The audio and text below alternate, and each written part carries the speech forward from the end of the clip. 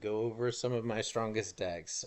So any of these decks that I would show right now, I think are strong enough to be competitive in Historic. I kind of show them in power order. Um, so probably the easiest deck right now to just farm events, farm packs with. You're guaranteed that you're going to get a pretty good win rate. It's completely brain dead. Is a Grull Leyline deck. That deck looks like this. So you've all probably fallen victim to this deck or some variation of it. I like Grull better than the mono red version because it has substantially more turn 2 kill lines because of the inclusion of scale up. So I usually kind of split this deck into creatures, pump spells, and payoffs. So this deck runs 16 creatures. We run 4 scamps, 4 chargers, 4 Heartfire heroes, 4 slick shot show offs, 3 reckless charges, 4 turn inside outs, 1 royal treatment, 4 scale up, 1 snakeskin veil, 2 wild shape, 3 thud, 4 Calicel sword, 4 Leyline of resonance, and I think we're running 18 lands because you don't need a ton of lands with this deck. If you have 2 mana, you're good. Sideboard's kind of like whatever. Usually run this in best of 1 events anyway, but we have like surgical extractions for graveyard stuff, pithing needles for like Charbelcher or Planeswalkers, Vexing Bubbles for mana cheaty stuff, and 3 Knight of Dust Shadow and a Streaming Nemesis to put in against life gain decks. So this deck has a bunch of different turn 2 kills in it, which is why it's so brutal. So Heartfire Hero plus Scale Up plus any of your thuds is a turn 2 kill if they can't block the Heartfire Hero. You play Heartfire Hero, you scale it up, it grows up to a 7/5, you hit them for 7, you fling it for 7, and then it does 7 on the way out, which is 21 damage. In addition, if you ignore Scale Up and take that out of the mix, any of our creatures and any of our thud spells, along with any of our regular pump spells,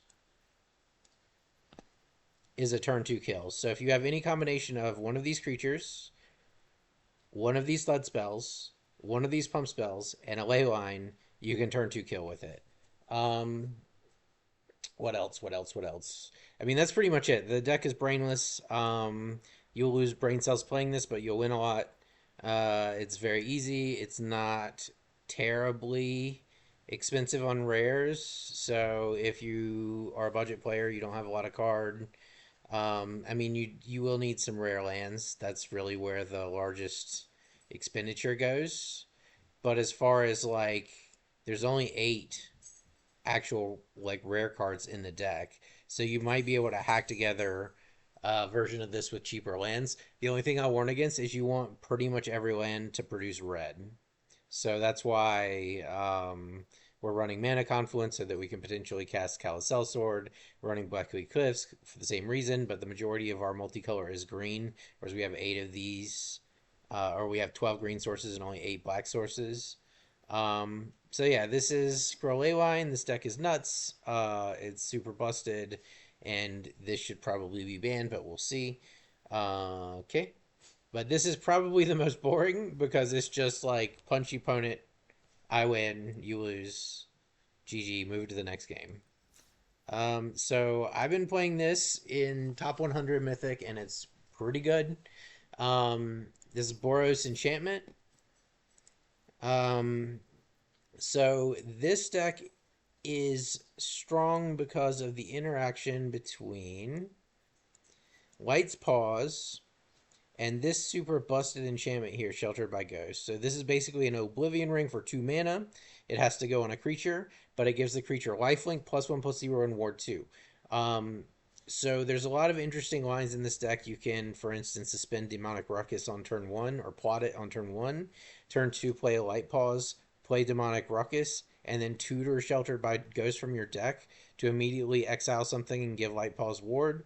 We're also running 4 Shard Mage Rescues, which is like a 1 mana give this creature hexproof till end of turn, but it's also an enchantment that gives +1/+1. So this deck is actually really resistant to spot removal because of the amount of ward that we can tutor out.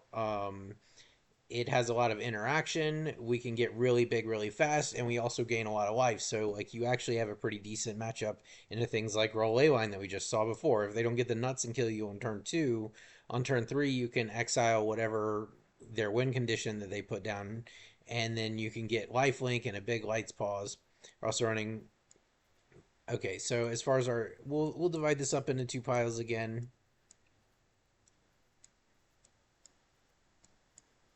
Lands and enchantments. So this is a Lurrus deck. We're running Lurrus. Everything's under 2 mana. I'm running 4 Esper Sentinels, 4 Giver of Runes, 4 Spirit Dancers, 4 Light Paws, 4 Amped Raptors. This is our creature package. And then our enchantment package, we've got 1 Cartouche of Solidarity, 4 Ethereal Armor, 1 Griff Spoon, 1 Sentinel's Eyes, 4 Shard Mage Rescue, 1 Hammer Hand, 2 All That Glitters, 4 Sheltered by Ghosts, and 3 Demonic Ruckus. Our land package is a pretty standard red-white land package. I'm also running a set of 3 Razorgrass Ambushes in here, 4 Sacred Foundries, 4 Needle Verge Pad. Like, I actually don't have all the red-white lands I would like, so, like, this is not optimal. Just run a good red-white mana base with 1 each of these legendary lands, 3 of these Razorgrass Ambushes, and then whenever you can get this red-white and a few planes. This deck is strong. Like I said, I've been like right now. I think I'm ranked 13 or 14, and I played a lot of games with this at that ranking, and I've been ranking up with it. So we have the ability to make very large creatures that are very hard to interact with early in the game. This deck can kill on turn 3 or 4 usually. But it also is more disruptive than some of the other decks that we've got. Like the Grull deck that I just linked. That deck has basically no disruption aside from sacrificing your creatures to kill their creatures, like with Cacophony Scamp and things like that. Whereas this deck, you can exile pieces of the opponent's game plan. It can gain tons of life, like you might be hitting on turn 3 or 4 with 13, 13, 15, 15 life linkers with flying and vigilance and things like that. And this deck is it's still pretty straightforward, but it's not quite as dumb as the Grull deck that we just looked at. All right, next. So these 2 are very strong. So I would say these first 3 that I'm going to show would be like my tier 0. The last one that I really like that I've climbed a lot with is this Grull. Is this Izzet Charbelcher deck? So let's divide it up into piles again. So we got our land pile,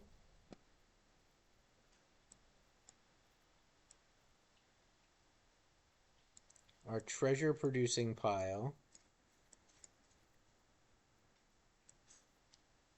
our payoff pile,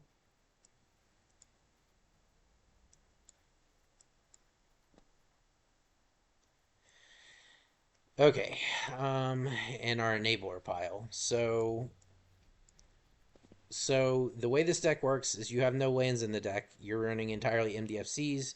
They printed a bunch of new MDFCs in the last cycle, which basically made it a much stronger deck because we don't have to run almost any tap lands. Yes, you have to pay through life, but if you're just going to kill the opponent, it doesn't matter.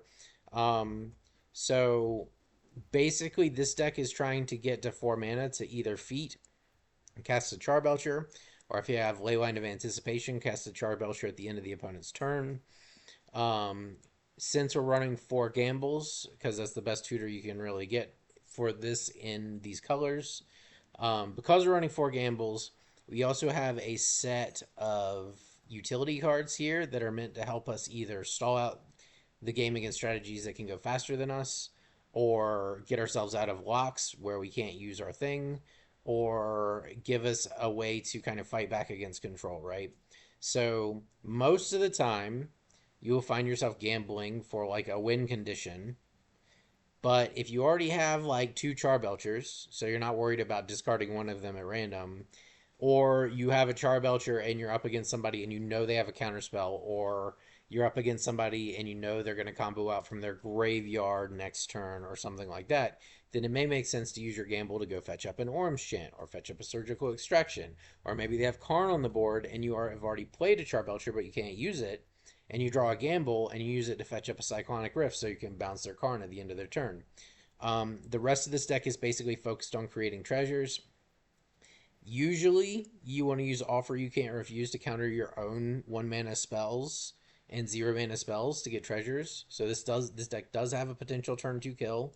If you have 2 lands, these two, and these two in your opening hand, opponent plays something on turn 1, you pack negate it, then counter your own packed negation to get 2 extra treasures. Turn 2 comes around, you play another land, you pay the mana, you cast Ironcrag Feet, you Charbelcher, you kill them. This gives you 7 mana. This costs 7 mana to go off with.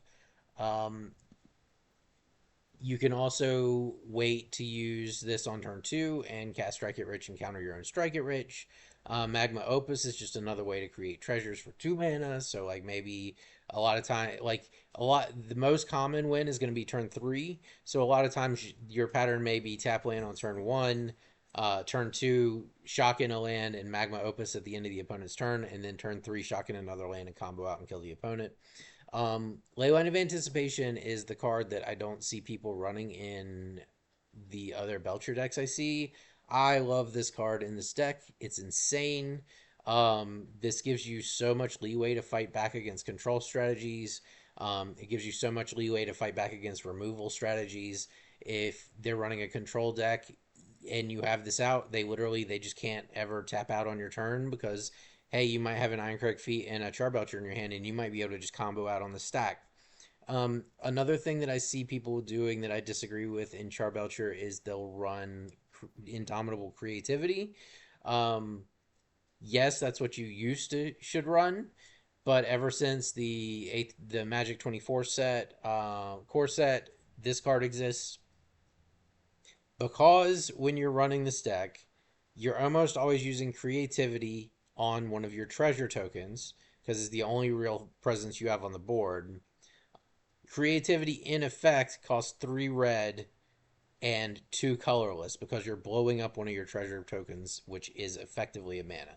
This costs 1 blue and 4 colorless. So instead of costing 3 red and 2 colorless and having to target a specific thing on the board that can be interacted with, and also if you don't have a treasure on the board you can't cast it, you get a card that costs the same amount of mana, is less restrictive because instead of costing 3 red it costs 1 blue and 4, and it doesn't have to target something on the board. It will just get the Belcher from your deck. So basically you can combo out with Belcher and Feet for 4 mana, and you can combo out with Feet and Plunderer's Prize for 5 mana. Just make sure you leave a blue mana untapped so that once you Feet, you can pay the 1 blue and then the 4x from your red colorless, or your red color, and then it'll get a Belcher out of your deck. You play the Belcher and you blast them in the face. You can, in desperation, use this to counter the opponent's spells if they're trying to do something like play a Karn that's going to really fuck you. Pact Negation is really strong in Belcher decks because you can use Belcher's ability as an instant. So if you play out Belcher and you have a Pact of Negation in your hand, you pass the turn to your opponent. Opponent tries to do something to your Charbelcher, you negate it. Turn comes around, trigger for Pact of Negation for you to lose the game goes on the stack. You react to that by tapping your Charbelcher and shooting your opponent in the face, and they die. Just be aware that when you're going for that line, you need to set a stop on your upkeep or you will just lose to the trigger. It won't let you respond to it unless you set the stop on your upkeep. So after you play the Belcher, usually as soon as I pass it to my opponent's turn, I will always set a stop on my upkeep if I'm planning on pack negating anything, or I even think that there's a possibility I'm going to do that. What else? What other lines are there? Orm's Chant can be tutored up if you're against a control deck that has been showing you lots of counterspell. It's basically something that when you're late in the game and you have some treasure, they have to respond to it, because if they don't, then you get like free reign for a turn and you just kill them. Yeah, that's pretty much this deck. I like this deck a lot. I've always been a fan of combo decks. Charbelcher is like a classic 1-turn kill combo. Sideboard has more surgicals, pithing needles, some creature removal, a pseudo creature removal, vexing baubles, and then artifact and creature wiping. Um, and I'm running three hydroelectric specimens, four sink into stupor, four sundering eruption, four rush of inspiration, three pinnacle monk, and four shatter skull smashing as my lands in here. All right, so that's my Belcher deck, and I think that would end what I would consider the tier 0 decks. And now we kind of get into the tier 1 decks. So this is a deck I've had a lot of fun with. So we'll call this Ulaboner. This is a reanimator deck. We're running. Let's split it all up into lands and such. Lands, reanimation spells, control spells, tutorable stuff. So we're running 3 Thoughtseize, 3 Bitter Triumph, 4 Emperor of Bones. If you haven't seen this guy, he exiles stuff from graveyards, and then you can adapt him to get 1 attack with whatever it is you've exiled, and then you sacrifice it at the end of turn. 4 Psychic Frogs. It's a really adaptable card. It lets us get the cards that we want out of our hand in our graveyard, while also extracting a benefit from that. We're running 4 Unearths, 4 Persists, 3 Buried Alive, 2 Toxic Deluge, 1 Bonebind Orator, 3 Abhorrent Oculus, 3 Breaker of Creation, and 4 Ulamog the Defiler. And then our lands, we're running 4 Boggart Trawlers, 2 Fell the Profanes, 4 Watery Graves, 4 Dark Slick Shores, 4 Clear Water Pathways, 2 Tanakumas, 1 Swamp, 1 Island. So the idea of this deck is that as early as turn 3, we can swing with Ulamog Defiler off of Emperor of Bones. And if we do that, this will, because this exiles the creature, this will come in with 10 plus 1/1 counters on it. When this attacks, the opponent will have to Annihilator 10, which means they're going to sacrifice 10 permanents. This almost always wins the game. I think I've only had one game where I swung with this guy and did not win, and it was like late in the game, and they built hundreds of tokens, so it was like it didn't really do anything at that point. But almost always, if you do this on either turn 3 or turn 4, they're going to lose the game. So the line for you to do that is turn 2. You can play a Psychic Frog. You can discard an Emperor of Bones and an Ulamog, and then turn 3 you can unearth the Emperor of Bones, and then you have 2 mana to pay for his ability. You exile the Ulamog. You swing with the Ulamog. The opponent loses the game. The other fun part of this deck that makes it strong is the Buried Alive synergy can just tutor the combo out of our deck. So if we have Buried Alive, you can get one of these, and one of these into your graveyard, and then it'll take a little bit longer because you'll have to go to turn 4. But this guy allows you to exile him from your graveyard and return the Emperor of Bones to your hand. So like, if you're just top decking, for example, you can literally get the whole combo with 1 Buried Alive. Usually, you'll have some kind of reanimation spell, so oftentimes what you end up doing is getting something like, you will have like an Emperor Bones in your hand, or maybe an Unearth or Persist in your hand. You'll cast Buried Alive, you'll get 1 Ulamog, 1 Breaker, and 1 Abhorrent Oculus. So this guy can be unearthed, and he's crazy strong if you do early in the game. So like, you could do that as early as turn 2 potentially by Thoughtseizing yourself. This guy can be persisted, and this guy is also really strong. He's 8 mana, hexproof from each color, which is insanely strong. Like, he's almost impossible to interact with spot removal. You have to basically board wipe, and he will come in as a 7/3 with Annihilator 2 that is very difficult to interact with, and you can get him out as early as turn 2, or sometimes turn 3, and he will just take over the game potentially for you, especially if you have some kind of removal to kind of clear things out of the way so that they have to start sacrificing lands. It becomes very difficult to deal with. Hell, on turn 3, I've multiple times had the line where I discard one of these and one of these, and then persist this guy and unearth this guy, and you have an Oculus and a Breaker on turn 3. Um, the other thing I needed to change something here. Yeah, and we're gonna change something in one time, in real time.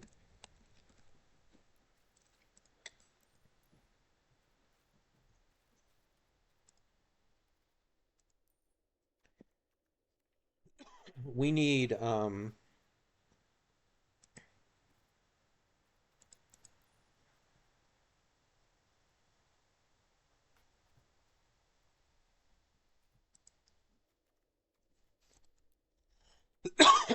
excuse me.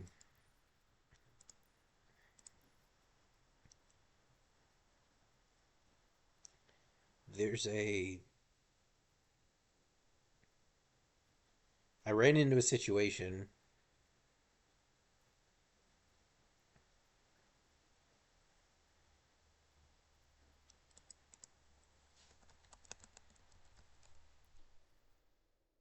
a little while back.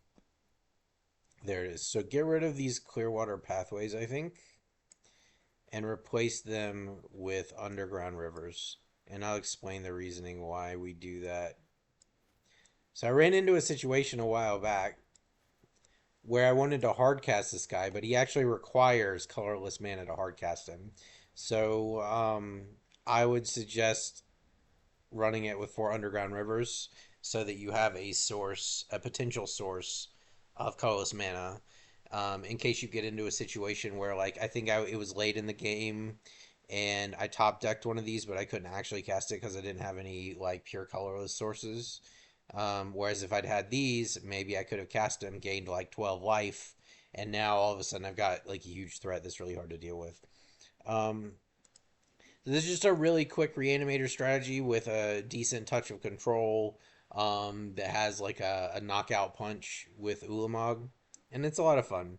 Um, this I also like this deck over some of the Woodlands combo decks that are doing similar things because this deck is just kind of naturally hateful of that strategy. Running 4 Boggart Trawlers, we can exile graveyards. Running 4 Emperor of Bones, we can against a lot of the decks that run Woodlands, they have almost no interaction. You can just play Emperor Bones on turn 2 and start eating their win conditions. And if they ever mill their own Ulamog, you could take it and use it against them. So it's like, I think that this that pushes this deck just a little bit above the Woodland, like Eldrazi Woodlands combo, which is still a good deck. I'd still say it's like a tier 1 deck. I just like this one a little bit better in the slot. That does a similar thing. Okay, what else we got?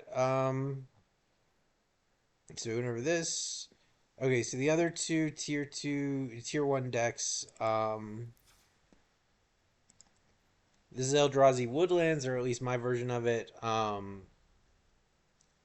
like I said, if you like this strategy, personally, I like the Ulaboner deck that I just showed you, but running 4 Faithless Lootings, 3 Smuggler Surprise, 4 Traverse the Uvenwald, 3 Fave Wishes, 4 Cathartic Pyres, 4 Malevolent Rumbles, 1 Atraxa, 4 Godfarer's Gift, 4 Omniscience, 4 Ulamog, 1 Emrakul World Anew, 1 Island, 1 Bajuka Bog, 1 Mountain, 1 Boseiju, 3 Forest, 4 Shifting Woodlands, 4 Stomping Grounds, 2 Breeding Pools, 3 Keltria Triumphs, and 4 Prismatic Vistas.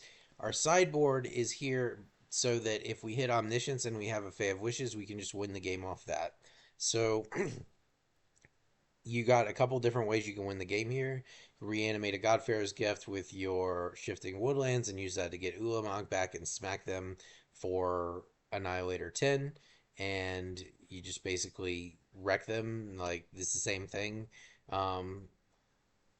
The other way you could win, like obviously by just hard casting Emrakul World New, take all their creatures, cast Atraxa, get a bunch of cards. The other way to win though is if you get an Omniscience out from your graveyard and you have one of these guys, you can wish for a Mastermind's Acquisition, then Mastermind's Acquisition for another Mastermind's Acquisition. Then you can use that Mastermind's Acquisition to grab Harness Infinity. You cast this, it swaps your hand in your graveyard. Now you have 2 acquisitions again. You cast Acquisition, you get Approach of the Second Sun. You cast Approach, it goes in your deck. You cast your second Mastermind's Acquisition, you go into your deck, you get the approach again, you cast the approach, you win the game. Um, so like that is a nice way to win. And then our alternate win con, if they're fucking with your graveyard and you can't like fill your graveyard, so we have 3 Smuggler Surprises. So this is like a subpar card if you're using it to mill and get land back. But for 6 mana at instant speed, you can put 2 creature cards from your hand into the battlefield. So you can use that to drop an Ulamog and an Emrakul, or an Ulamog and an Atraxa, and potentially just win the game that way. At the end of the opponent's turn, you drop Ulamog. Hopefully, there's some stuff exiled just from the game, and then you're good. And the other 2 cards in here are basically so that you have targets for Fae of Wishes, like as utility targets. So we've got 1 Tormod's Crypt to use to fight against other graveyard decks, and we've got 1 Pithing Needles. This is to fight against things like Belcher or Teferi, things like that. Then the other thing is if they have like a locked board state, but you have Omniscience, you can tutor out Ruinous Ultimatum and ultimatum them and destroy all of their non-land permanents. And that would hopefully resolve any kind of like board lockdown states that are stopping you from comboing out. Okay. And then finally, the last tier 1 deck, I wouldn't say it's probably, I don't know if it's the weakest of the bunch, but this is Stiflenaughts, Jeskai Stiflenaughts. The whole idea of this deck is we're messing with the enters the battlefield triggers of stuff and exploiting that via Flage and Null Drifter. We have 4 Fragment Realities, 3 Consigned to Memories, 4 3 Steps Ahead, 4 Doorkeeper Thralls, 4 Strict Proctors, 4 Flage, 4 Null Drifter, 4 Temporary Lockdown, 3 One Rings, 1 Ijango, 1 Plains, 1 Hall, 1 Island, 2 Arena of Glory, 1 Mountain, 1 Fountain, 1 Restless Anchorage, 4 Seachrome Coast, 1 Inspiring Vantage, 4 Rogrum Triumphs, 2 Cavernous Souls, 4 Lotus Fields, which combos with our Strict Proctors and our Consigned to Memories to come in without having to cause us to sacrifice stuff, and 2 Mana Confluences. The idea here is that, say, you control the board with Fragment Reality on turn 1. Turn 2, they try to play something like the Raptor that gives you energy or something like that and cast a spell, right? They cast that spell, you cast a Doorkeeper Thrall, or you casted a Strict Proctor. It just comes in as a 2/1 first strike. They don't get any bonus from it. And then turn 3, you drop a Null Drifter, you draw 2 cards, or you drop a Flage, and you just start taking over the game with your big badass giant that you shouldn't have at this phase of the game. Temporary Lockdown is to fight against like red-white energy, elf decks, and things like that. There are a few kind of non-bows here. Strict Proctor, you need to be aware of this card if you're planning on lockdowning or one ringing and you need the effect to go off. Then you need to be aware of Strict Proctor, because if this guy's down, then you will have to pay 2 extra to get the effect, the enter the battlefield effect from these guys. Likewise, if you cast Flage, he gets 2 triggers. You can counter the second trigger with Consigned to Memory while allowing the damage trigger to go off. And if you have, for instance, Arena of Glory, that may allow you to get 2 burn spells from him in the same turn, right? You play him with Arena of Glory, he gets haste. You consign the sacrifice trigger. He does 3 damage to something you gain 3 life. He attacks for 6 and deals 3 damage to something else, you can gain 3 life. The main reason that this deck works is because of the meta. Because of all the red-white energy floating around, these are very hateful cards for that deck. They're very difficult.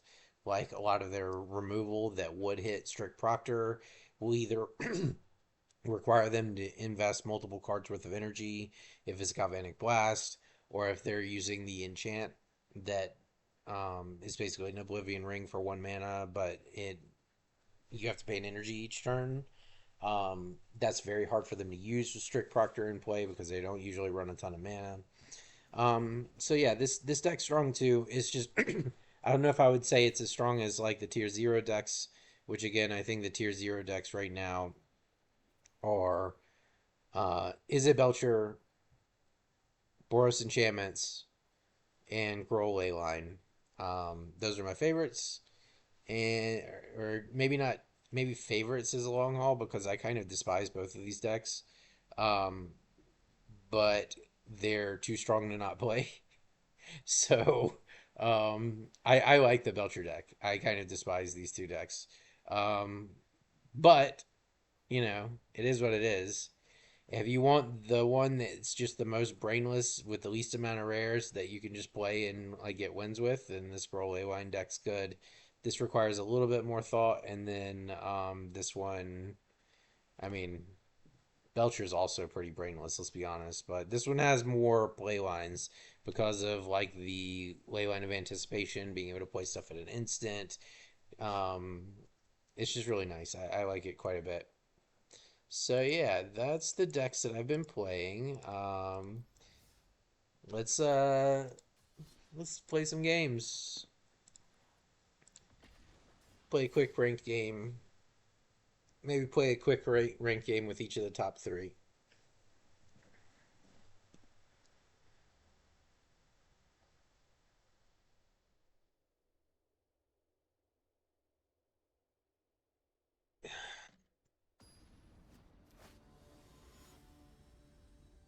So we're always hoping we're rank 14. So we're always hoping we're on the play with this deck, and we are, of course. We don't have we don't have the ley line, but we have a pretty decent hand otherwise. I think we'll keep it and play the scamp. Wreck charge, turn inside out, hit for 14, make a 2/2, and then next turn we can swing for 5/6. So this should be a turn 3 kill if the opponent doesn't have a response.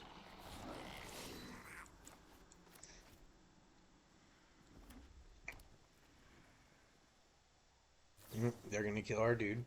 Oh, no, they're not. Okay. I like that. So we're just going to go.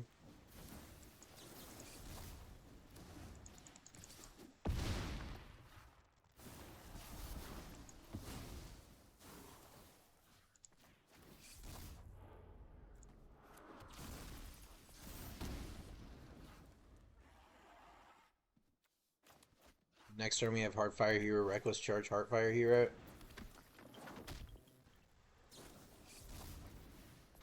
Yeah, see, like, opponent, like, this is fine. Whatever.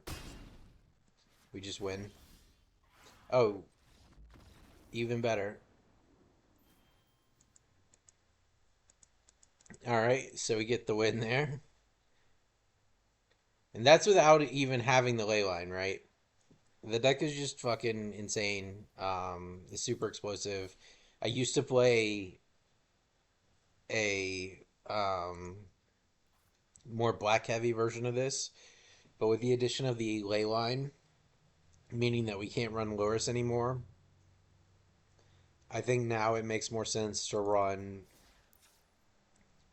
only red green, and instead of running reanimation spells because we really want our creatures to connect, we run protection spells in the 4 slots that we were running like reanimation spells before in the red black version or the red green black version.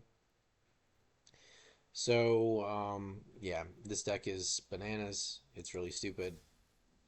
Let's see if we can grab a win with the enchantment deck.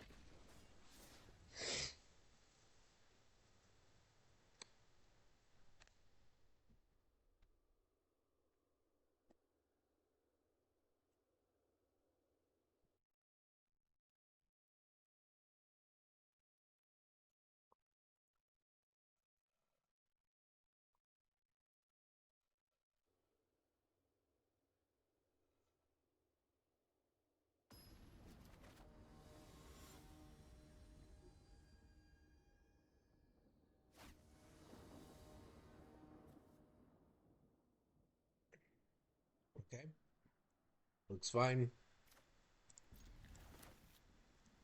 Play Sentinel turn 1. See what opponent's on. There's our Shelter by Ghost. Probably play Light Paws turn 2.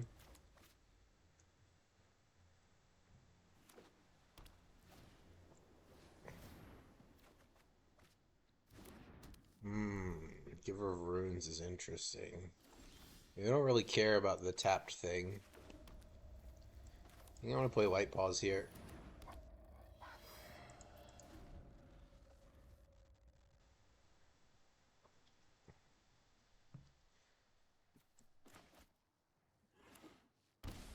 We really want Light Paws to win here.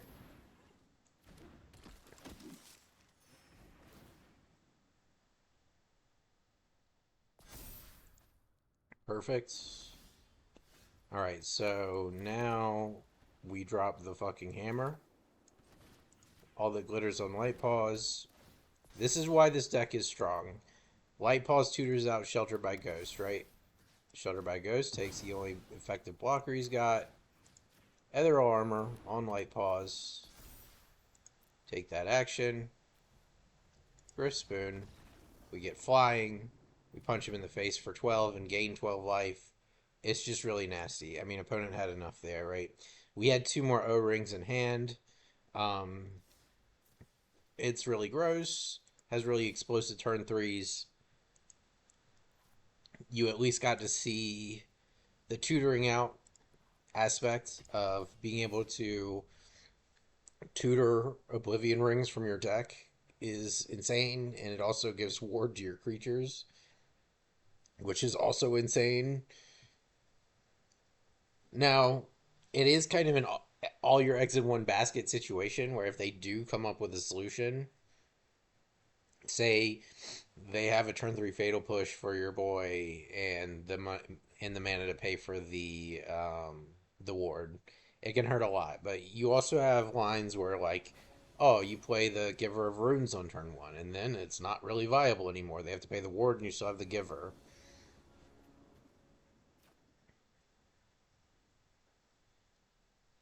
Alright, we'll give this a shot. We may have to gamble for mana. We're also on the draw here.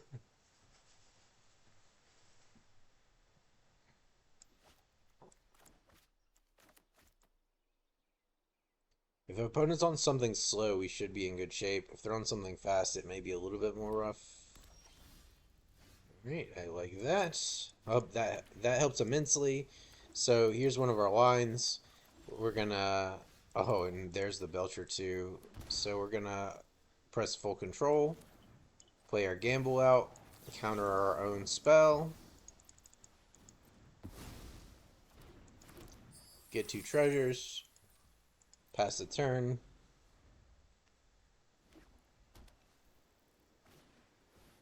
Well, okay, sure. Fine.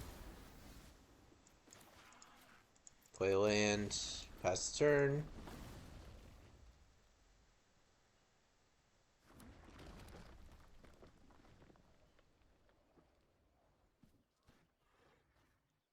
Play something here, you just auto loses.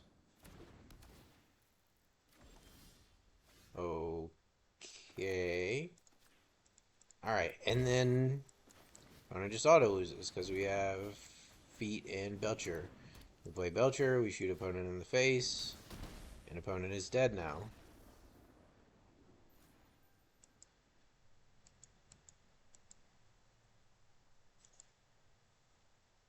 And again, this is in high ranked Mythic. It's not like I'm like slumming in low ranked, right? Like I don't know how I would like play more difficult metas when we're already basically at the top of this one. We play some Ulaboner.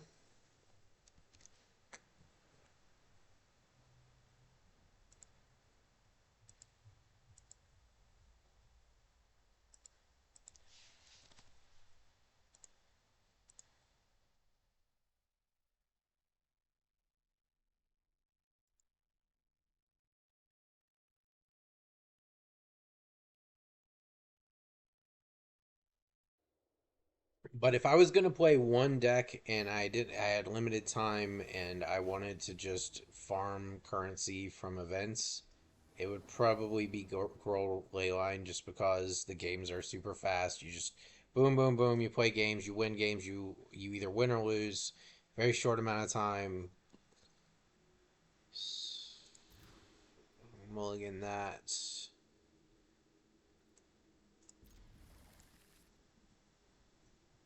This is not a very good hand for this deck.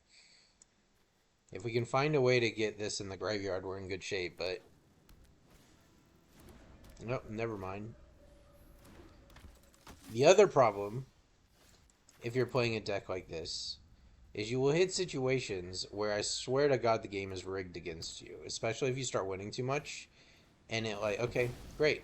He blew up his counter to our hopeful strategy here. We're probably still fucked because he's going to put in a Loxodon here. Yep.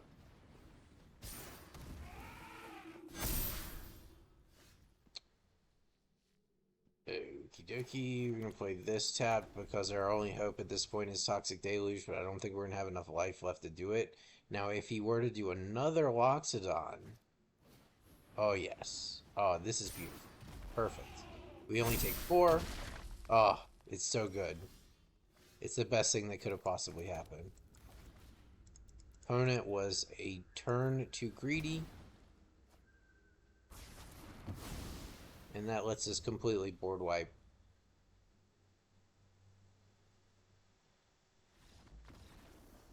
There we go. Well, we didn't get to actually win the game, but we did break the opponent's spirit. Opponent was too greedy. He could have just punched us and we wouldn't have had the life points to do that.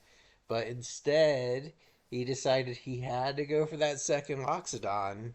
And, I mean, the thing about it is, yes, it buffed all the other creatures, but it did not buff them to be bigger than the actual Loxodons. And we were already going to have to pay 4 life to get rid of those. So it basically cost us nothing. Okay, this is a much better hand. So we're going to play this tapped.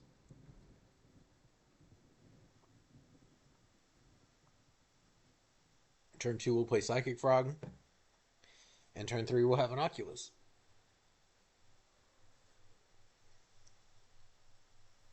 And or if we were to draw Ulamog, an Ulamog.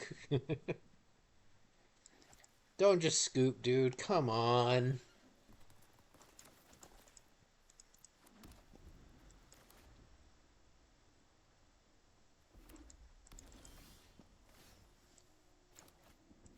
Gonna actually pay the life here.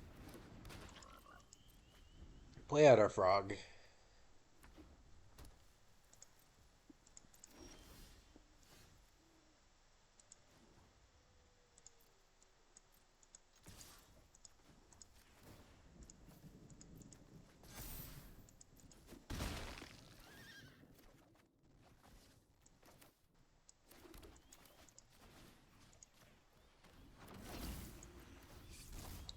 And now we just let Oculus take over the game.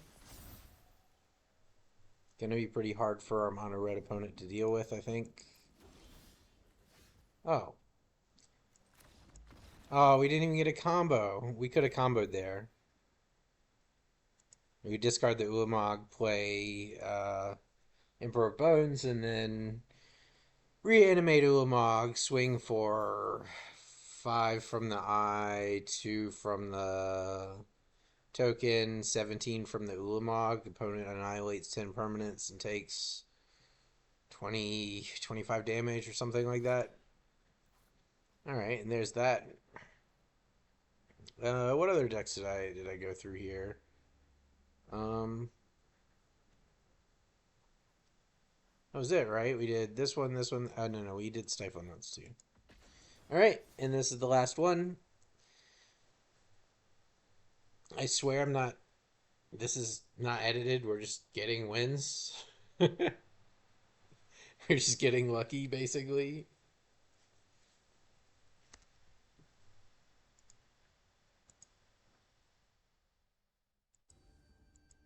Rank 2.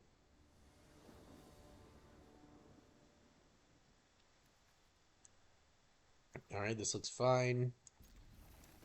Player tap land first. Next turn is Proctor. That's scary. We might get turn 1 killed.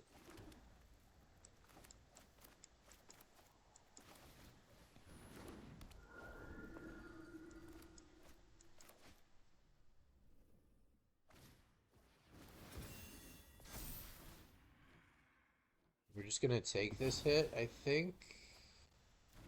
It's only 4. Unless he casts something else. Alright. No blocks.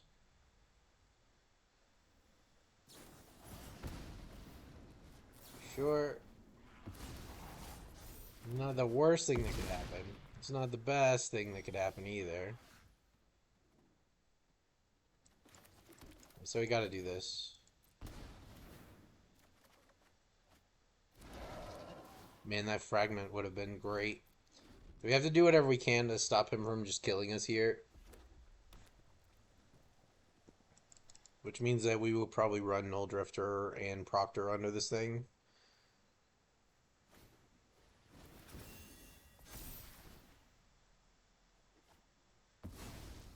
We don't want it to die either, though. Which is the tricky part. If we get to the next turn, we're in pretty good shape, actually. I don't think we're going to, though. A little too slow.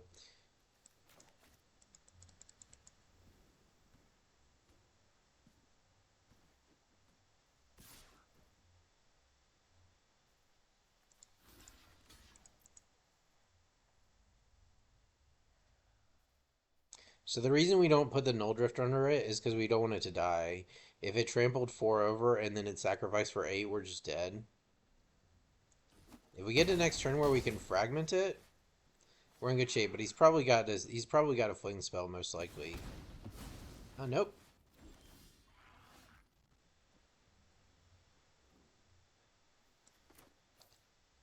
We don't have a mountain. Unfortunate.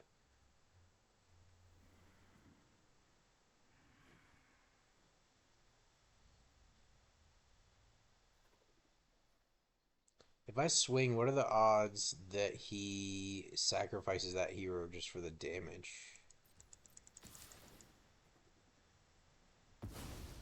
Sacrifices a land.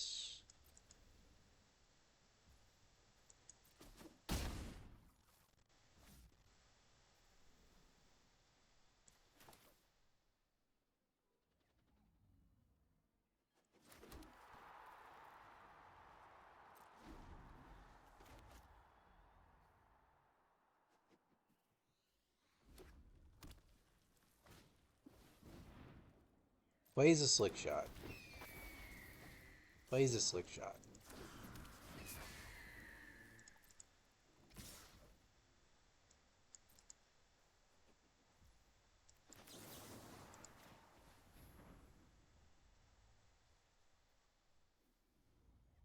Yeah, we're dead.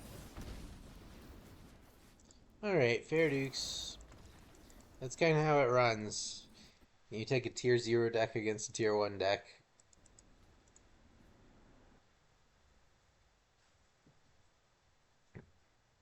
Funny enough, while this deck is good against red-white energy, it's not very good against like Grull and mono-red Leyline. Oh, Eldrazi Woodlands is the other one that I showed. That's right.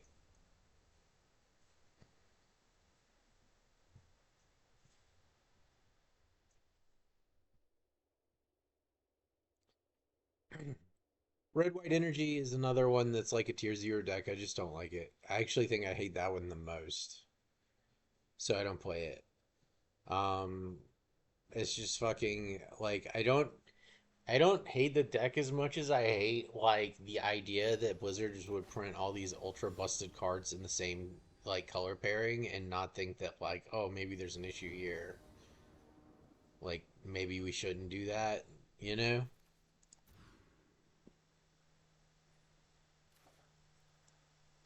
Looks good to me.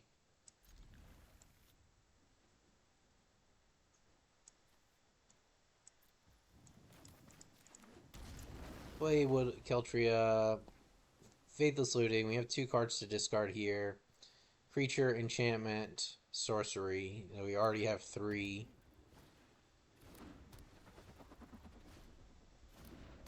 Alright. Torment's Crypt is annoying. It's alright. And this is what I was saying, like... So if that's the case, we want to do the bare minimum, and we want to keep some options in hand. But that's what I was saying. Like, if you start playing graveyard decks, like the biggest warning I would have about decks is like if you're playing a deck that has a strategy that like has explicit hate pieces against it,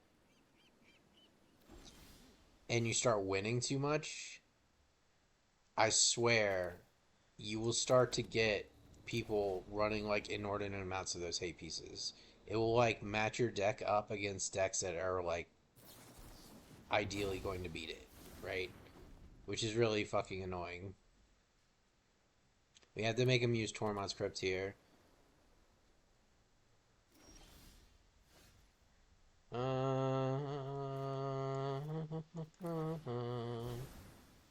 Play one of these now.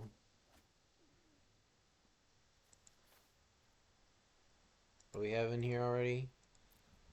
Faye and other Emmy.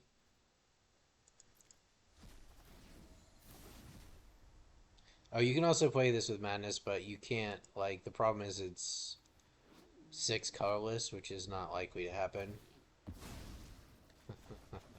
Beautiful. Love it. Alright, great. Now we're in business.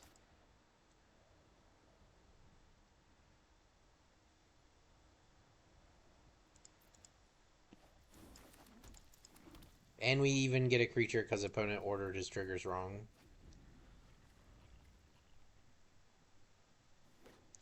We just need some mill cards or some discard cards now. That'll work. It's instant speed too.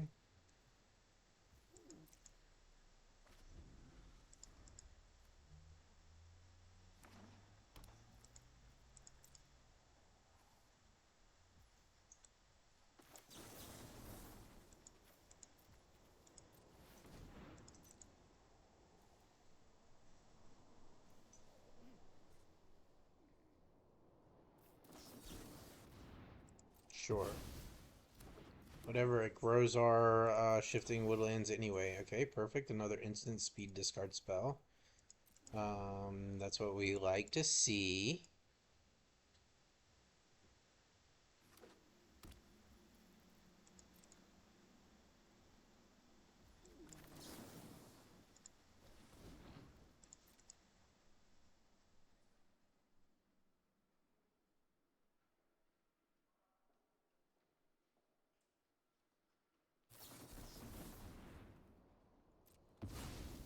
Okay, sure. I mean, eventually we'll get to the point where we can just cast the God-Pharaoh statue. Opponent just on mono, counter everything. Play an Ornithopter, counter everything.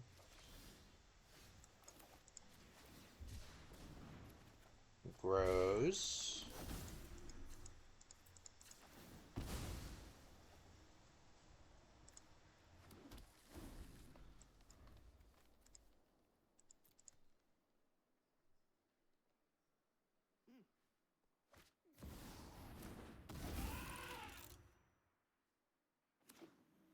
Alright, gives him Temper Seals. The opponent will start doing things as of next turn. Alright, if we get a discard spell, we just win the game on the spot. Let's see what we hit with this.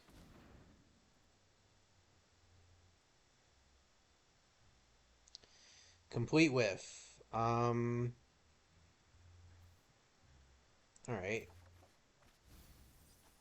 I don't think his graveyard is super relevant.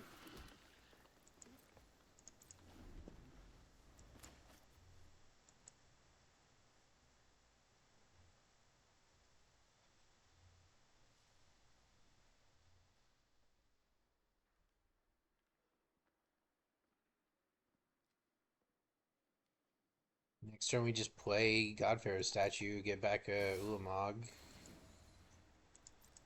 Okay, sure. I think we're past the point where we care. Well, let's see. 1, 2, 3, 4, 5, 6, 7, 8. think we're past the point where we care about having the extra mana here. Opponent's gonna start dealing like large amounts of damage to us now. Does this thing have protection from creatures?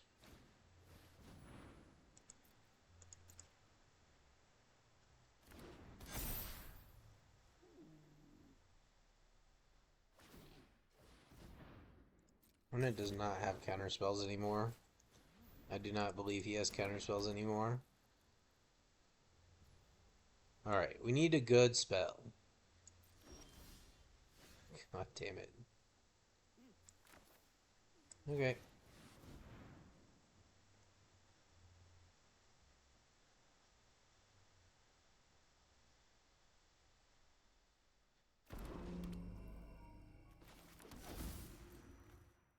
This is not a very representative match. Haze, protection from spells, leaves the battlefield, sacrifice everything, gain control of all creatures. Nope, we're gonna hold it back as a blocker.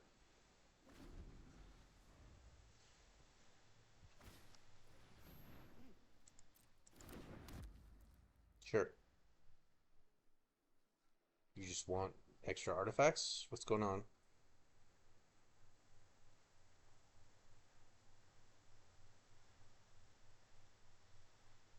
1, 2, 3, 4, 5, 6, 7, 8.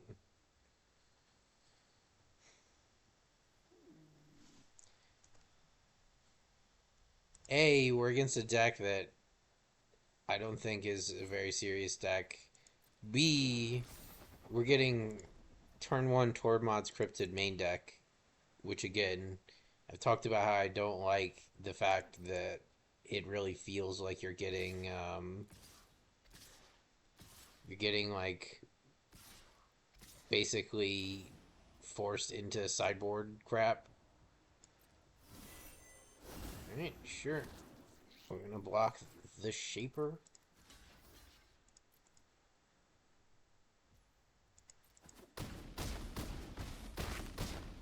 Alright, we got one turn to make this happen.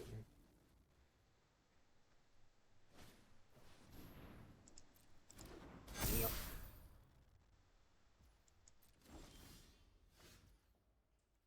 We're dead. I really don't feel like that was a representative match of this deck.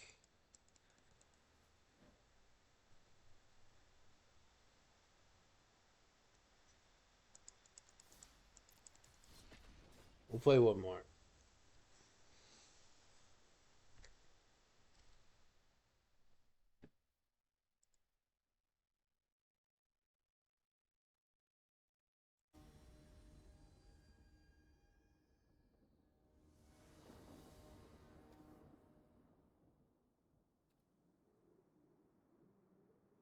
I mean, Smuggler's Surprise.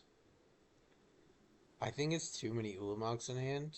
Like, we only have 2 gas cards. This is better. This is better. Alright, we should not need 2 forests. Because we have double Malevolent Rumble and a Traverse. We should be fine on land.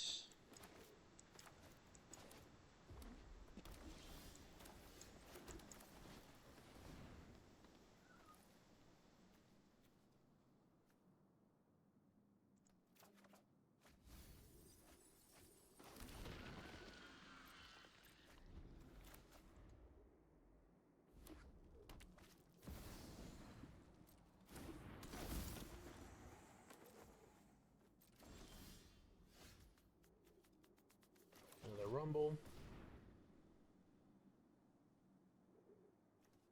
Take one of these. Alright, and then we're gonna go ahead and Traverse for Shifting Woodlands. Yeah, we pitched an Omniscience. So we win next turn. If opponent can't do anything about our graveyard.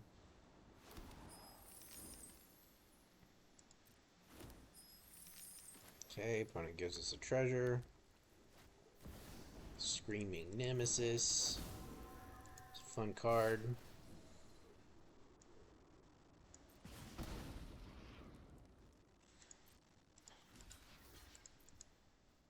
We can sack one of these guys. We have lethal anyway. Alright, so what do? So we tap this. We use this to get back our Omniscience. And then we play an Omniscience. Just for heckin' giggles. And then let's go ahead and do this.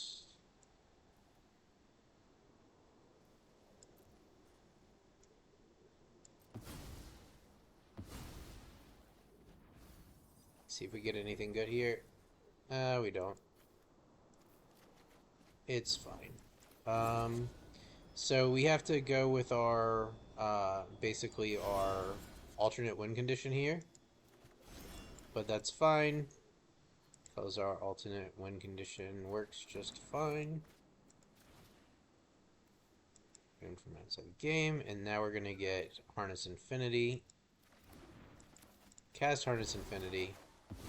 Get back all our cards. Now we can have some fun. Sure.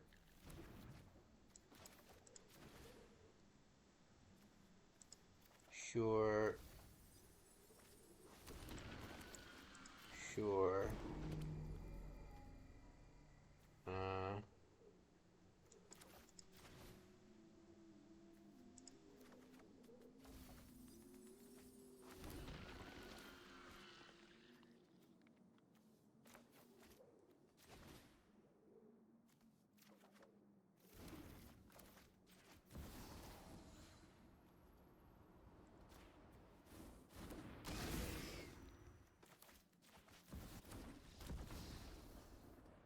So you get the idea. Like we could have kept going. We can also just win on the spot. I was just kind of toying around with the opponent, but like we could have win on the spot by casting one of our masterminds in the graveyard for our Approach to the Second Sun, casting the other masterminds to get the approach out of our deck, and casting it again. Got it back. But yeah, again, if you want to just win. If you want to just win games, you want to play as fast as possible, you want to get like your best investment to return ratio for running historic events, then it's this deck. Because this deck is insane. Because this deck has the most amount of turn 2 kill combos out of anything I've ever seen.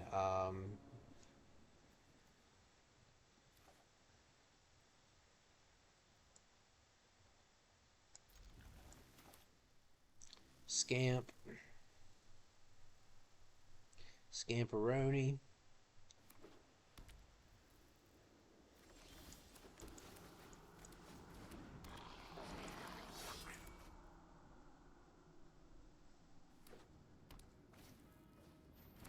Alright, Portable Hull.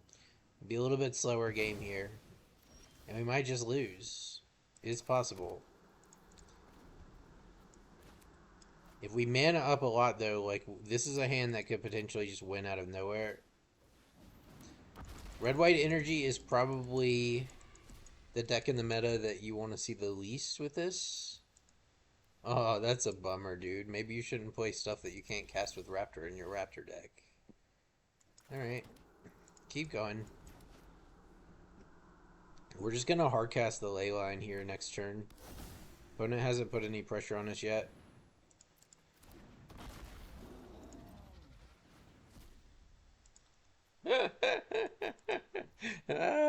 Opponent, you have to learn how to make this deck. You don't need stuff in the deck that's running 4 amped raptors that you can't cast off the amped raptors, man. Like, it's not good. Now imagine if I'd had this out last turn.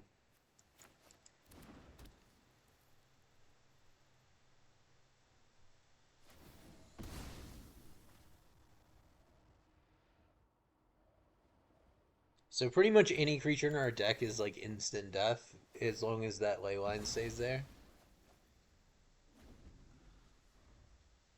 Opponent eating his own lands is good for us too. Bombardment is annoying. Now we basically need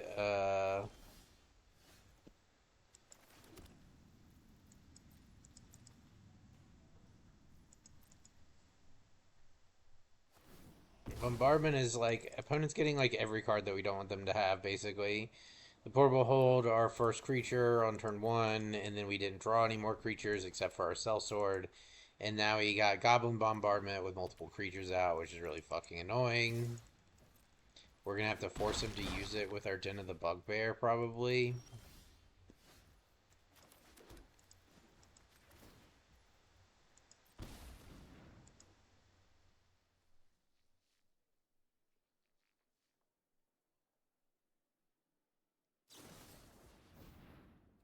Sure.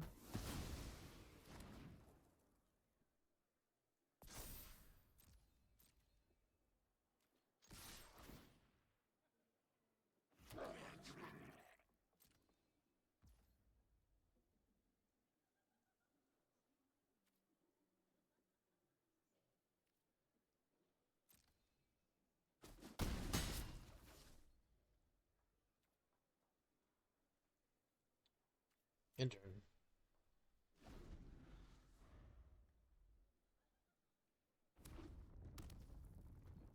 Take 4. We're in like the ultra mega danger zone. We can't use one of our any colored mana anymore.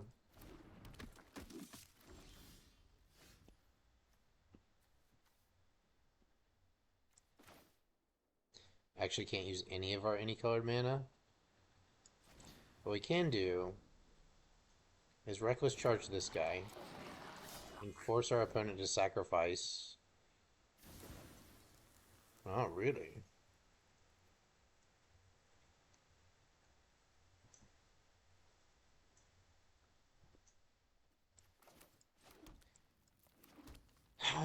So we're dead next turn. We have to hope for our opponent to misplay, basically.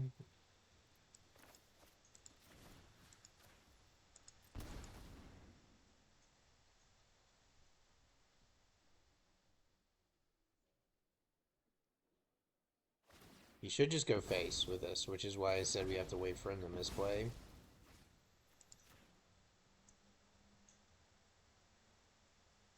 But we're dead anyway.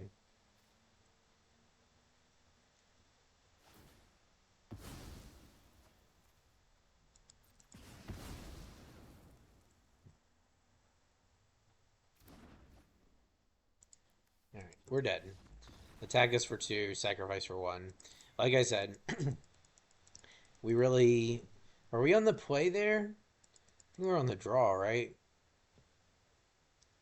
No, we were on the play. Opponent just had the turn 1 removal, and we didn't draw into any more creatures until he had Goblin Bombardment on the field. That's like our probably least favorite card because all the cards in our deck are 1/1s. We do have a pretty robust sideboard for that. That's when you sideboard in your Screaming Nemesis, and that's really rough for them to deal with because a lot of times those decks need to gain life, and if they try to use any of their damage ways to get rid of Screaming Nemesis, it will basically turn their life gain off forever.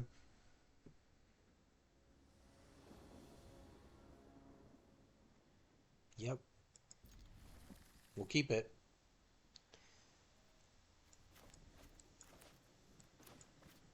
So we have a turn 2 kill if we get a land. Wreck charge, thud. Dead. Otherwise, we have to hold up Snakeskin Veil and basically protect this.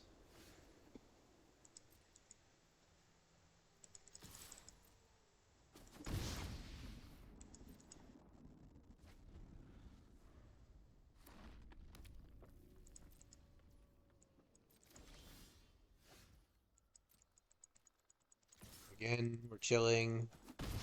We need that second land to win the game. And we need opponent's probably sitting on removal since he hasn't played anything.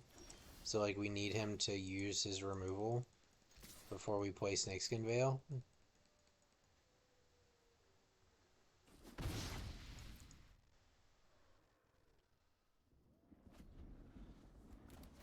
We can't, like, we're basically in a standoff.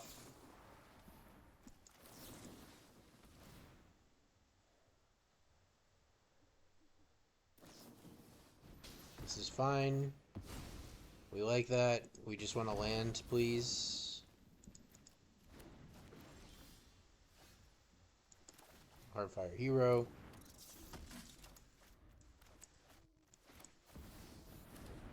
Flage, kill Heartfire Hero. Sure. I mean, we have the Slick Shot Show Off, which would be lethal. We just, again, need to hit our second land. That's not a land, so we just chill. One ring is whatever. It's not drawing this turn, so we don't really care. Okay, now it's getting ridiculous. Let's pitch... I think we're actually gonna pitch one of our reckless charges.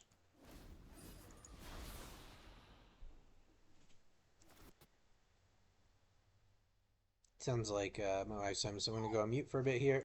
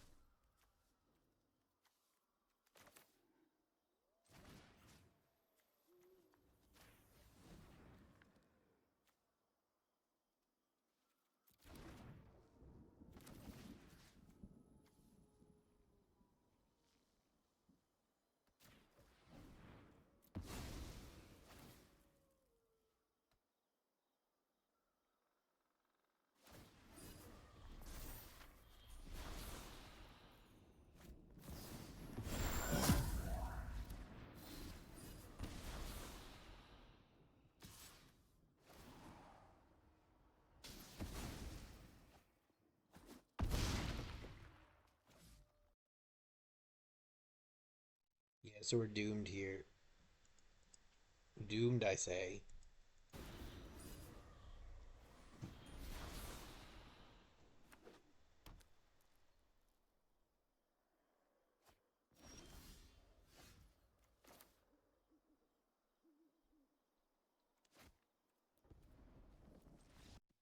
Yeah, we're dead.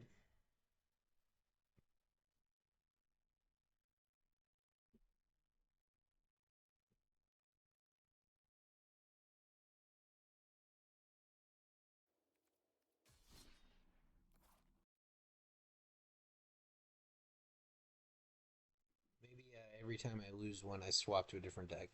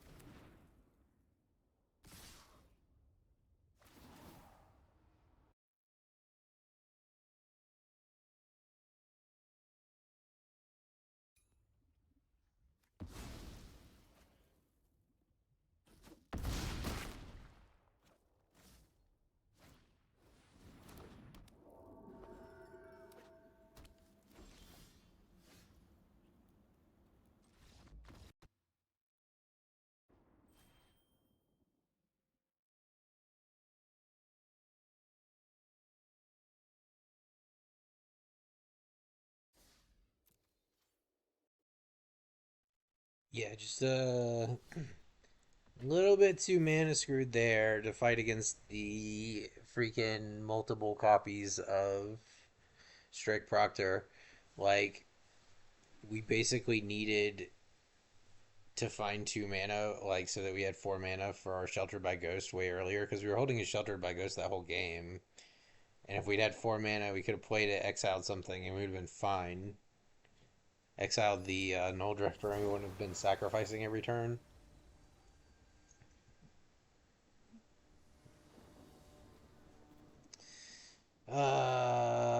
Land is low. Okay, this is fine.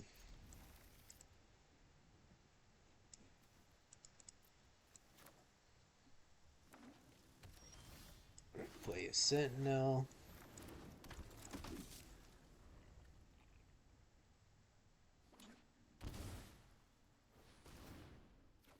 Draw a card. Light's Pause is probably the play here. This feels like Neoform combo to me. We would love for him to play something we can get rid of. Alright. That's something we can get rid of.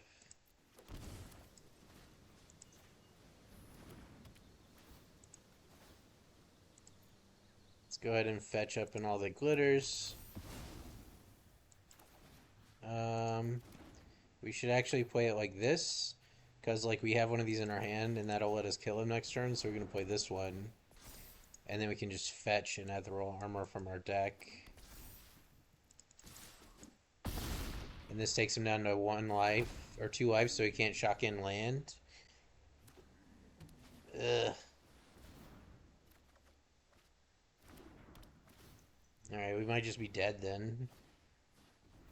Taru. Nope. Well, no, that keeps giving mana. Is this just infinite? I think it's just infinite. He does have to get around the Light's Pause. I'm pretty sure he's going to be able to do that with infinite mana, though. Or infinite creatures.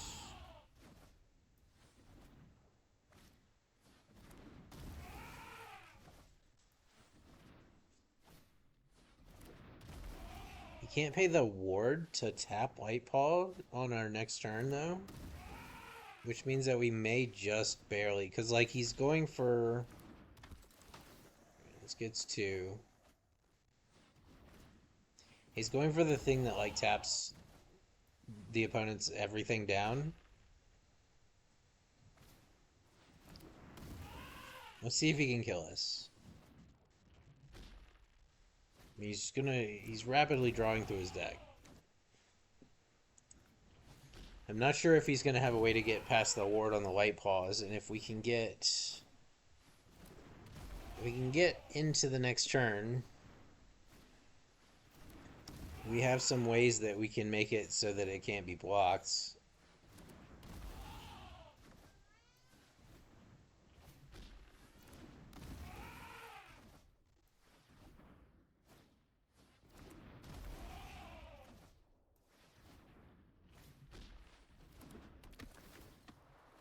More energy. Draw more cards. 26 cards left. Okay, there we go. How many? 25? But he's gonna mill out. Like, this only deals 1 damage per turn, right? Okay, he can return the Satoru. Alright, fair dukes. That's lethal.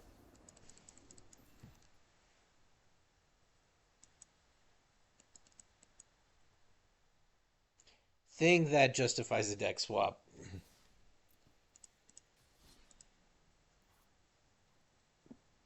Let's play another one with this.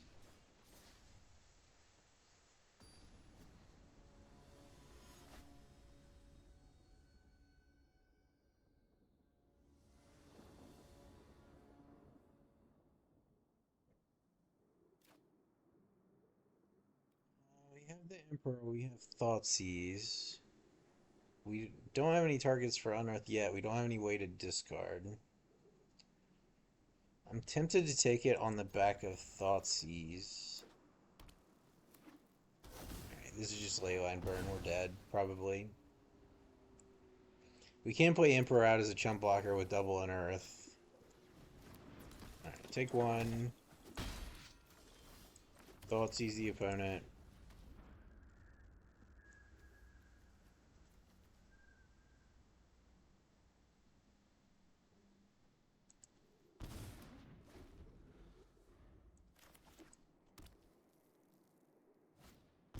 Symmetry Sage, Ancestral Anger, copy it, blah blah blah.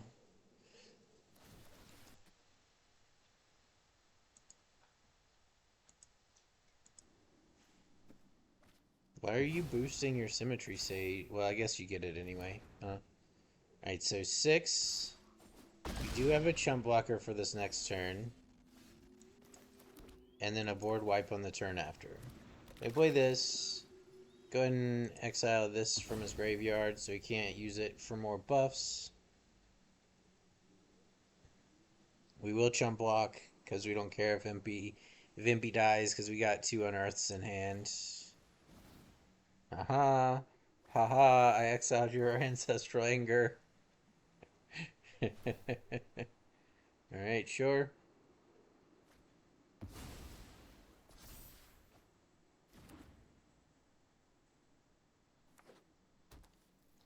So dumb.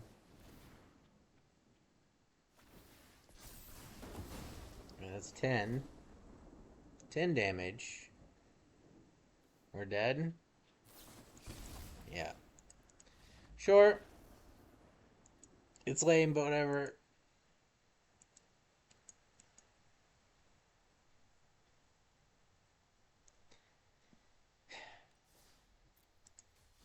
It's like whatever we pick, we're just getting the counter pick. We won too many in a row earlier. Trying to push us down to that 50-50 win rate.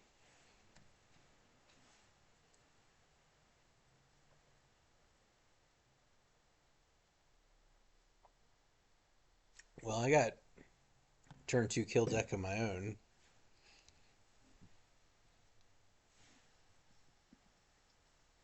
I'll probably be the last one I play here. I need to get some dinner. Okay. If we draw any pump spell, it's money, so I'll keep it.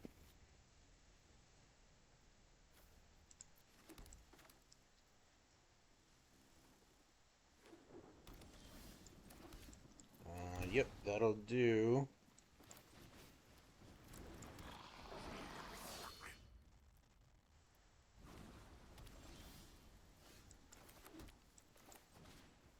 Actually hold a turn, because we've got lethal next turn.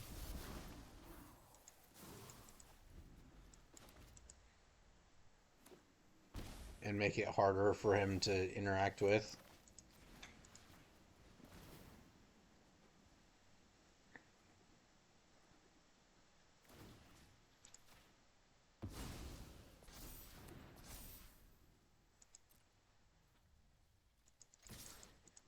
Alright, well you have to do something about one of these or it's just lethal on board. Okay.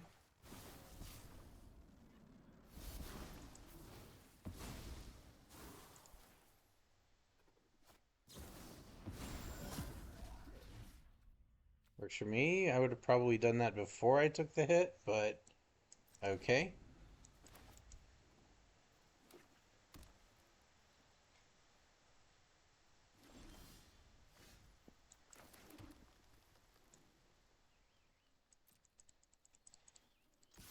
I think I actually can get lethal here. Commit. Alright, well. Play one of these.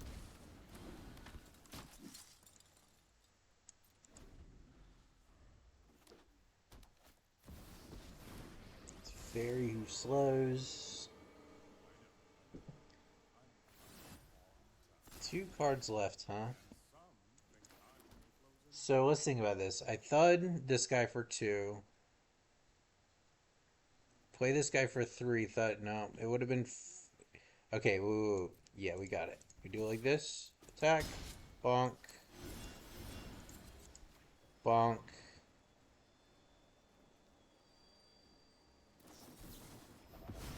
Alright, sure. Well, that makes it a little bit more difficult.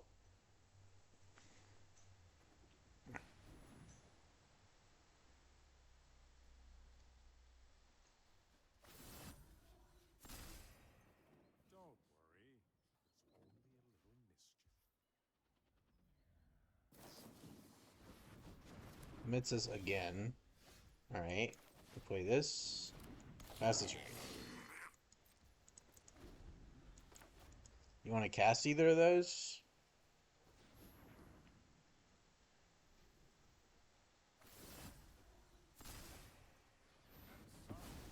Alright, sure. I'm gonna just play this. Second Leyline.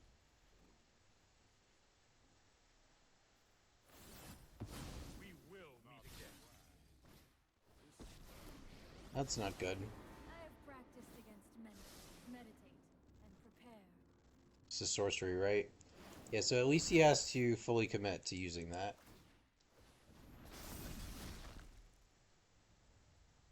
It's our best draw here. Scamp's not bad.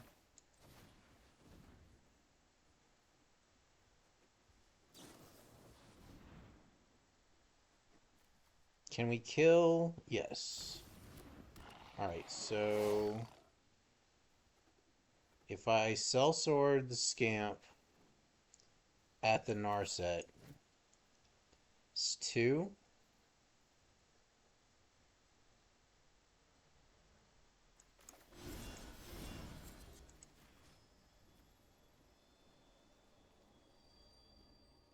Because we're going to lose our hand next turn, right? So we do this, kill that, kill that. Now if he wants to use Narset, he has to sacrifice it. Alright, sure. Play out a 3/3. Now he can memory us, but it doesn't really hurt us because we're already at 1 card anyway. Oh, he minused. Okay. Must have another Narset, huh?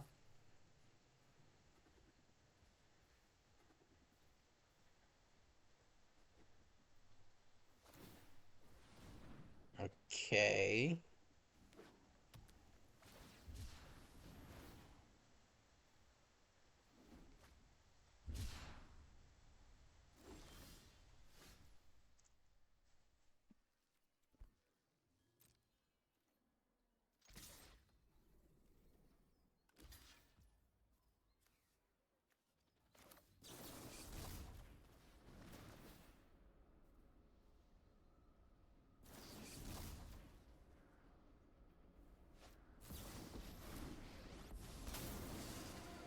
So now he has to use Wandering Emperor.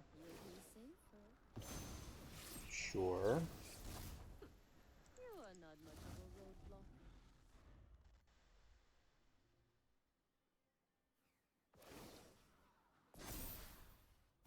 Show them how we greet our enemies.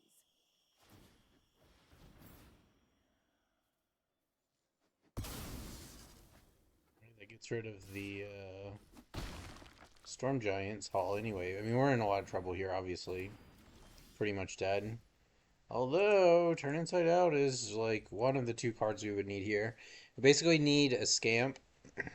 Any of our creatures, pretty much. Best would actually probably be... But, like, he's gonna have answers. Best would probably be Scamp. Play Scamp, play Turn Inside Out, double Fling. I'm just gonna scoop here. I want to see what the next card is. Guards, to me.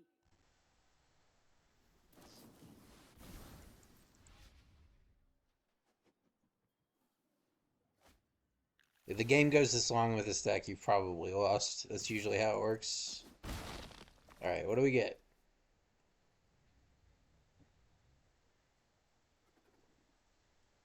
Go and discard a bunch of cards. Yep, yep. Wild Shape won't do it. Yeah, scoop it up.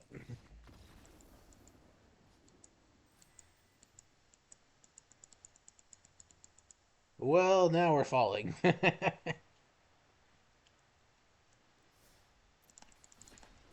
to be a freaking annoying blue-white control deck.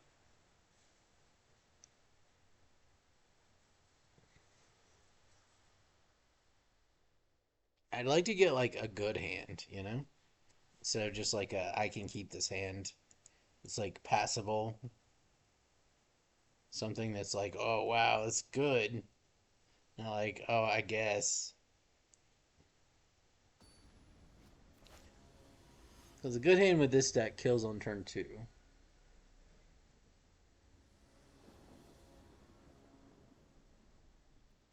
Can't even play this hand.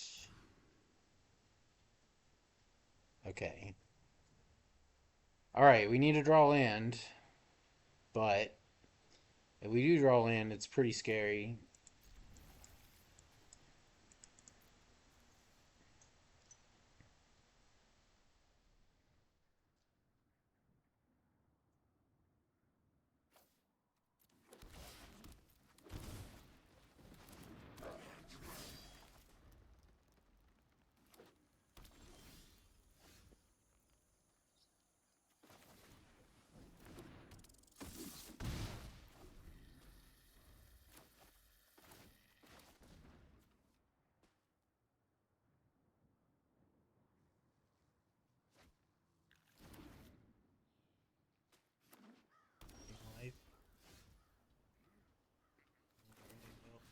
Start doing damage.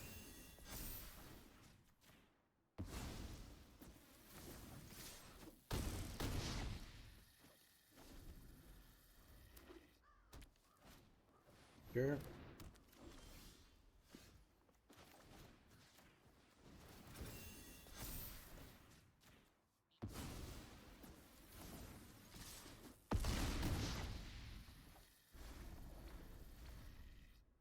You have the Solemnity. He does. We're dead. Alright. You scoop it up. We would need sideboard for answers for that.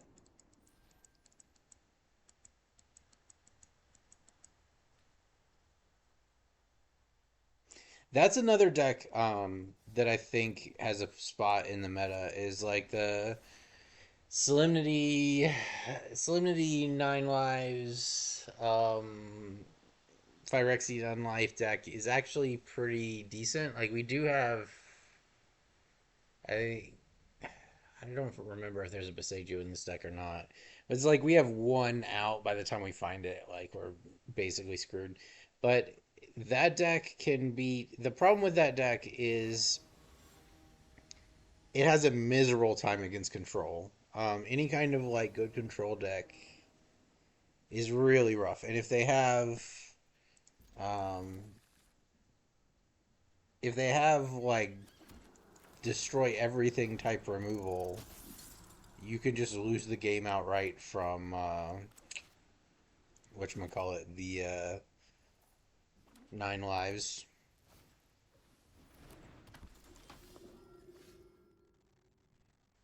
Okay, this is a turn 2 kill, assuming he doesn't block.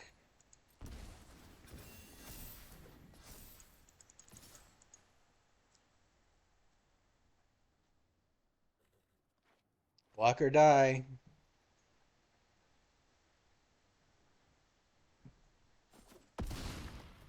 So you have chosen death.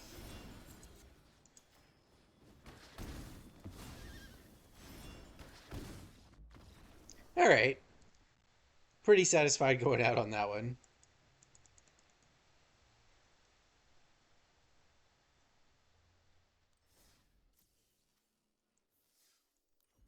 Open a couple packs. Actually close to a mythic rare wild card. I might buy one with crystals. Usually I try to just use the crystals for events and farming packs, but I don't have time for that right now. Need some dinner. Another Leyline.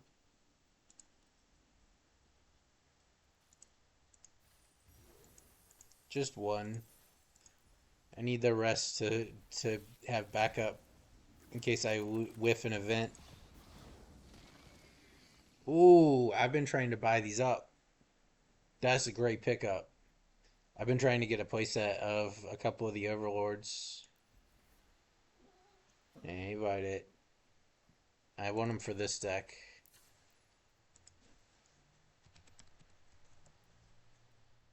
Got four of these. Oh yeah, son! I can get a full playset. All right, I got the two best overlords. The two most useful. There's some stuff I want to do with these guys. I want to figure out a shell, a Quintora shell that works with them.